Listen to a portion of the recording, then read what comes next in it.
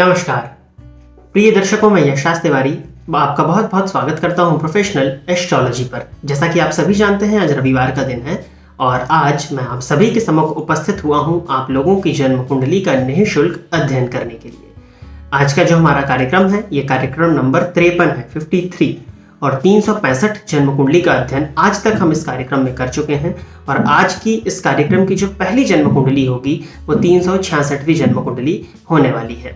वो नए दर्शक जो इस कार्यक्रम को आज पहली बार देख रहे हैं या जो इस चैनल के नए सब्सक्राइबर्स हैं और अगर वो चाहते हैं कि उनकी भी जन्म कुंडली का अध्ययन मेरे द्वारा निःशुल्क रूप से इस कार्यक्रम में किया जाए, तो आप अपनी डिटेल्स जैसे कि आप अपना नाम, आप अपने जन्म की तिथि, आप अपने जन्म का समय और आप अपने जन्म का स्थान, ये चारों ही चीजें किसी भी एक स्पेसिफिक प्रश्न के साथ में इस वीडियो के कमेंट सेक्शन में दे दीजिए।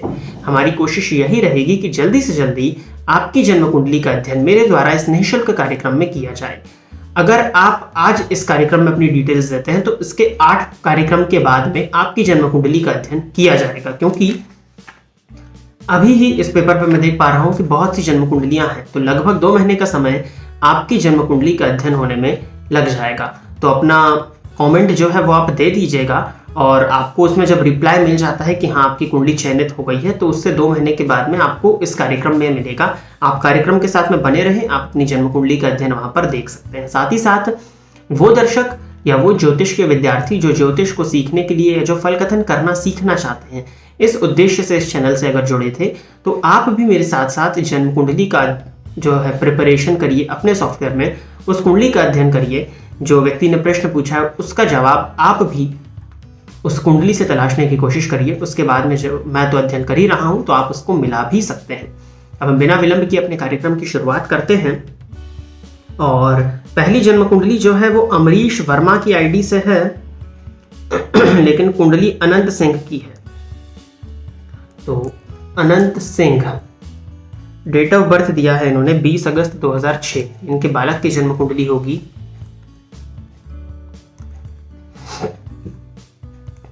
जन्म का समय इन्होंने बताया हुआ है रात के 9:51। सहारनपुर, उत्तर प्रदेश।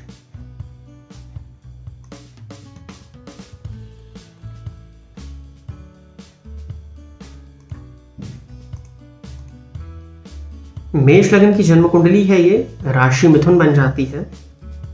केवल एक ही प्रश्न गुरुजी, किस क्षेत्र में करियर बनाएं? 11th में क्या विषय है? डॉक्टर बनने के योग है या कोई और प्रोफेशन ठीक रहेगा? मेष लग्न की जन्म कुंडली है। लग्नपति जाकर के मंगल पंचम भाव में बैठे हैं, 24 अंश पर है, पूर्वा फाल्गुनी नक्षत्र में रात का जन्म है, तो मंगल को षड्बल में बल मिल भी रहा है। और नवमांश कुंडली में अगर हम मंगल की स्थिति को देखें तो वो वृश्चिक राशि में स्वग्रही, अष्टम में है परंतु स्वग्रही है। और शनि को का विचार भी करना होगा, 1.22 और 22 अंश षड्बल में लिए हुए, ये अंश बल से बली हैं। साथ ही साथ नवमांश कुंडली में भी ये मकर राशि में बैठे हुए हैं और गुरु भी इनकी कुंडली में अच्छी स्थिति में है, क्योंकि नवमांश में मीन राशि में है। अगर आप लोग मेडिकल के करियर में इनको भेजना चाहते हैं तो सूर्य मंगल की युति जन्म कुंडली के पंचम भाव में, जहां पर सूर्य स्वग्रही हैं, मुझे लगता है कि इनको आप भेज सकते हैं। और मेडिकल के करियर में इनका जो या ये कहा जाए कि मेडिकल की लाइन में जो इनका करियर है वो मुझे अच्छा दिखाई पड़ता है, तो आप मेडिकल की लाइन में इनको भेज सकते हैं। मुझे कहीं से कोई परेशानी नहीं दिखाई पड़ती। और बायोलॉजी ही दिलाइए आप इनको 11th में, अगर मेडिकल में भेजना चाहते हैं तो कहीं कोई दिक्कत नहीं है। शुक्र और बुध भी इनकी कुंडली में ठीक है, तो जो अभी फिजिक्स या केमिस्ट्री में, मेनली फिजिक्स में जो कैलकुलेशन होगा, तो बुध की स्थिति भी ठीक देख पा रहा हूं मैं, बहुत बुरी नहीं दिख रही है, तो ये उसमें भी जा सकते हैं। तो आप बायोलॉजी इनको दिलाइए। शनि की दशा है और मेष लग्न की जन्म कुंडली है, तो थोड़ा सा परेशानी का कारण ये बनेगी। और मंगल का अंतर अगस्त 2024 में इनको लगेगा, और अगस्त 2024 यानी कि अगर अभी 11th में जाएंगे तो 2024 में ही ये नीट की प्रिपरेशन अपनी कर रहे होंगे, कॉम्पिटिटिव एग्जाम की। तो 2024 इनका मुझे लगता है कि साल होना चाहिए।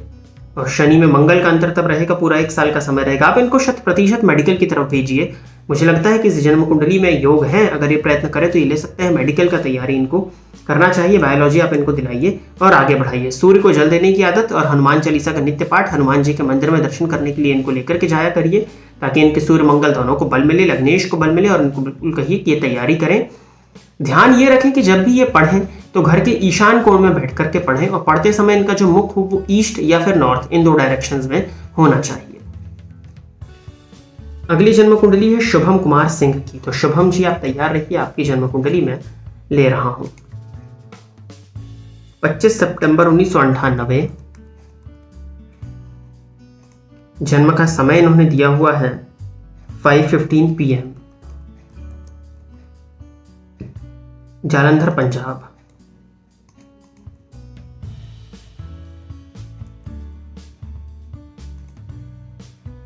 कुंभ लग्न के हैं शुभम जी आप।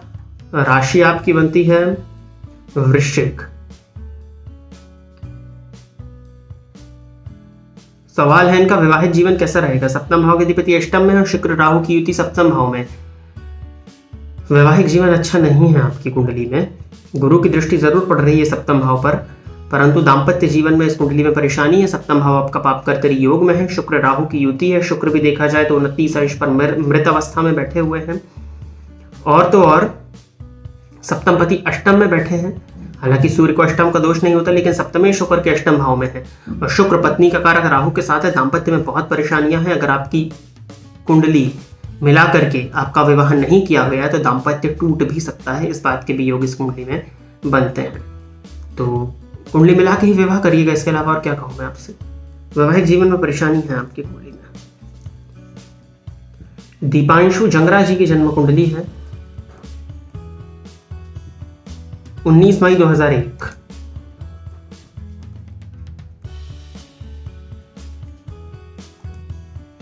जन्म का समय इन्होंने दिया है रात के 9:30। जन्म स्थान है दिल्ली।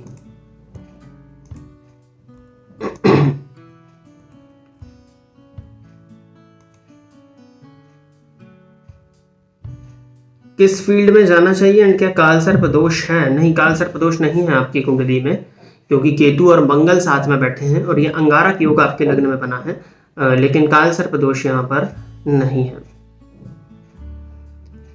4 ग्रह आपकी कुंडली के षष्ठ भाव में है। आपने पूछा है किस फील्ड में जाना चाहिए। देखिए, पहले तो लग्नपति गुरु बन जाते हैं। धनु लग्न और मीन राशि की आपकी जन्म कुंडली है। लग्नपति गुरु बनते हैं, जाकर के षष्ठ भाव में बैठे हैं। अब लग्नपति का जाकर के षष्ठ भाव में बैठना अवयोग हुआ और जातक को जीवन काल में जीविकोपार्जन में संघर्ष कराता है, तो ये दिक्कत है। परंतु प्लस पॉइंट है आपकी जन्म कुंडली में शुक्र चंद्रमा की युति आपकी कुंडली के चतुर्थ भाव में गजकेसरी योग यहाँ पर बन रहा है। और पंचम पति मंगल जाकर के लग्न में बैठे, निसंदेह राहु की दृष्टि से दृष्ट है, परंतु लग्न में बैठे पंचमेश होकर के। मंगल को लग्न में बल मिलता है क्योंकि कालपुरुष की कुंडली में 1 नंबर वहां पर आता है। चतुर्थ में शुक्र भी आपके दिग्बली, चंद्रमा भी। और शुक्र हालांकि इस जन्म कुंडली में कारक नहीं होते हैं, परंतु उच्च राशि में बैठे लाभेश होकर के, तो जो मुझे इस कुंडली का प्लस पॉइंट दिखता है और महादशा भी आपको वर्तमान समय में शुक्र की ही चल रही है। शुक्र 20 अंश पर बैठे हुए हैं आपकी कुंडली में और उच्च राशि में है, तो षडबल में भी वो सबसे ज्यादा बलवान है। तो शुक्र से संबंधित काम अगर आप करें तो वो आपके लिए उचित दिखाई पड़ता है। दशमपति जाकर के षष्ठ में बैठे हैं। बुध आपकी कुंडली में मंगल के नक्षत्र में हैं और नवमांश कुंडली में वो बुध उच्च राशि में बैठे हैं। 2001 का आपका जन्म है। आशा करता हूं कि ग्रेजुएशन तो आपका हो ही गया होगा या फाइनल ईयर में आप होंगे। आपको कॉमर्स की लाइन में, अकाउंटेंसी की लाइन में, फाइनेंस की लाइन में, इंश्योरेंस सेक्टर में आगे बढ़ना चाहिए। ये क्षेत्र आपकी जन्म कुंडली के हिसाब से मुझे ठीक दिखाई पड़ते हैं और अगर आप इन क्षेत्र में अपना करियर बनाएं तो आपके लिए ज़्यादा उचित होगा। इसके अलावा अगर और भी कोई ऑप्शंस आपके मन में है करियर से संबंधित तो वो मुझे जानना होगा। और आपकी वर्तमान स्थिति क्या है, आपने किस चीज़ की पढ़ाई की है, वर्तमान में आप क्या कर रहे हैं, ये भी मुझे जानना होगा। लेकिन फिर भी बैंकिंग, फाइनेंस, अकाउंटेंसी, बुद्ध से संबंधित, शुक्र से संबंधित काम अगर आप करें तो आपकी जन्म कुंडली में मुझे वो स्थिति ठीक दिखाई पड़ती है। और अगर और भी कुछ ऑप्शंस हैं तो आप इस वीडियो के नीचे दिए गए नंबर पर संपर्क करके मुझसे बात कर लीजिएगा और अपनी जन्म कुंडली का अध्ययन करा करके करियर गाइडेंस आप ले सकते हैं। परंतु फिर भी जितना आपने अभी पूछा है तो बुद्ध का करियर आपके लिए मुझे लगता है कि ठीक है और आपको उसमें ही आगे बढ़ना चाहिए। अगली जन्म कुंडली अतुल शर्मा की है। तो अतुल जी आप तैयार रहिए, आपकी जन्म कुंडली में ले रहा हूं। 30 जनवरी 1994 जन्म का समय है सुबह के 4 बजे और जन्म स्थान है रोहतक, हरियाणा।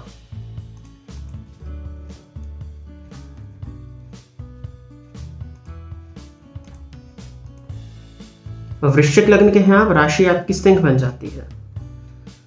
हेल्थ खराब रहती है आपकी कुंडली में, रोगपति उच्च राशि में बैठे हैं, हालांकि लग्नेश को रोगेश का दोष नहीं होगा। और लग्न में राहु का होना, लग्न पर शनि की दृष्टि का पड़ना, लग्नगत राहु पर शनि की दृष्टि का पड़ना कहीं ना कहीं इस आपके स्वास्थ्य में परेशानी का कारण बनता है। रोग भाव पर गुरु की दृष्टि पड़ रही है और मंगल की भी दृष्टि पड़ रही है, जो कि अपने ही घर को देख रहे हैं। तो पेट जन्य रोग, हालांकि रोगेश रोग भाव को देख रहे हैं तो रोग से सुरक्षा भी करेंगे। शनि की दृष्टि भी रोग भाव पर पड़ रही है, लेकिन नीच की दृष्टि पड़ रही है। अब हेल्थ में परेशानियां क्या है ये आपने नहीं बताई। हालांकि आपकी जन्म कुंडली के हिसाब से देखा जाए तो चंद्रमा में शुक्र का अंतर चल रहा है आपको, और शुक्र वृश्चिक लग्न की कुंडली में सप्तमेश अर्थात की मारक भाव के अधिपति होते हैं और रोगेश के साथ ही बैठे हुए हैं। चंद्रमा में शुक्र का अंतर 15 अगस्त 2021 के बाद से है। साथ ही साथ आपकी कुंडली में अगर देखें तो चंद्रमा पर शनि की दृष्टि का पड़ना, मानसिक अशांति और परेशानी भी यहां पर रहती होगी। चंद्रमा में सूर्य के अंतर को आने दीजिए, जो कि अप्रैल 2023 के बाद में आएगा। वहां से मुझे स्वास्थ्य में आपकी कुंडली में राहत दिखाई पड़ती है, लेकिन फिर भी लग्नगत राहु पर शनि की दृष्टि का पड़ जाना व्यक्ति को मानसिक रूप से अशांत, सरदर्द की शिकायत, माइग्रेन की परेशानियां, पेट जन्य रोग, पेट का रोगी व्यक्ति को बना देता है। तो इस चीज का आप ध्यान रखें। चेस्ट से संबंधित, छाती से संबंधित श्वास जन्य रोग, कफ की शिकायत भी आपको हो सकती है, तो आपको डॉक्टर देखरेख में रहना चाहिए। ज्योतिषी उपाय की अगर बात करें तो शिव जी की आराधना, शिव पंचाक्षर स्तोत्र का पाठ और महामृत्युंजय मंत्र का जाप करना आपके लिए बेनिफिशियल होगा, तो आप उसको करिए। बाकी स्वास्थ्य में क्या दिक्कत है अगर आप वो भी बता देते तो मुझे अध्ययन करने में और ज्यादा हेल्प मिलती। परंतु ठीक है, अभी जो मैंने उपाय आपको बताया है आप उसको करिए। और अभी स्वास्थ्य में परेशानियां अप्रैल 2023 तक आपकी जन्म कुंडली में दिखाई दे रही हैं। और अगली जन्म कुंडली रवि जी की है।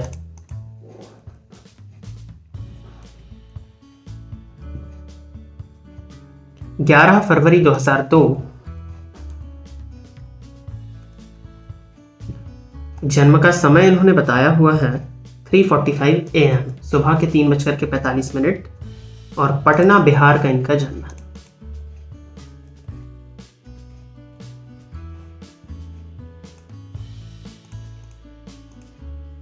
धनु लग्न की ये जन्म कुंडली है आपकी, राशि आपकी मकर बनती है।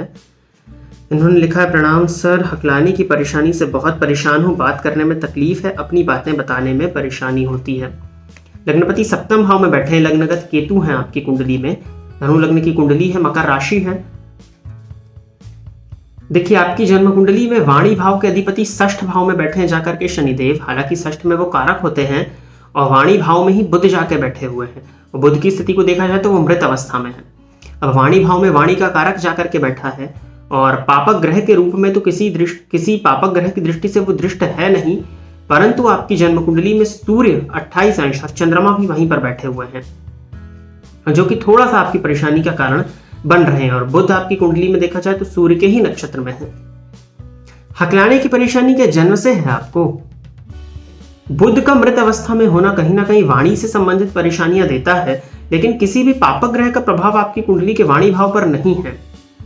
वाणी भाव के अधिपति षष्ठ में बैठे हैं तो ये परेशानी का कारण तो बनते ही है, बोलने से संबंधित परेशानियां यहां पर हो जाती हैं। लेकिन फिर भी वाणी भाव में किसी पापक ग्रह का प्रभाव नहीं है, सूर्य भी भाग्येश होकर के बैठे हैं। अष्टमपति चंद्रमा भी वहां जाकर के बैठे हैं बुध के साथ में, जो कि वाणी से संबंधित परेशानियां आपको दे रहे हैं। और राहु में बुध का अंतर आपकी कुंडली में जनवरी 2025 के बाद में आने वाला है।